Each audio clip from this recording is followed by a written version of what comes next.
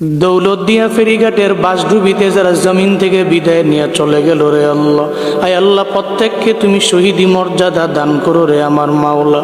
আয় আল্লাহ কান্নার আওয়াজ, আয় আল্লাহ বাবা কান্না করে নিজের সন্তানের জন্য, স্বামী কান্না করে স্ত্রীর জন্য।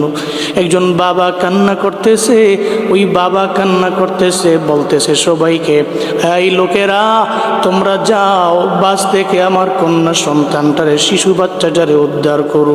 স্বামী কান্না করে, আমার স্ত্রীকে নিয়ে আমি ঢাকার দিকে রওনা হলাম। আমার স্ত্রীর কি উপায় হবে? স্ত্রীটাও তো আজকে বাসের ভিতরে জমিন থেকে বিদায় নিয়ে চলে যাইতেছে। ও দয়ার আল্লাহ, আয় আল্লাহ যারা জমিন থেকে বিদায় নিয়ে চলে গেছে রে আমার মাওলা, প্রত্যেককে তুমি মাফ করে দাও, শহীদি মর্যাদা দান করে দাও রে আমার আল্লাহ। আয় আল্লাহ প্রত্যেকটা পরিবারকে তোমার হাতে দিয়ে দিলাম, জিম্মাদার হয়ে যাও রে আল্লাহ। পরিবারে সুখের ছায়া নেমে এসেছে, সুখ সন্তপ্ত পরিবারকে তোমার হাতে দিয়ে দিলাম, ধৈর্য ধারণ করার তৌফিক দান করো আল্লাহ।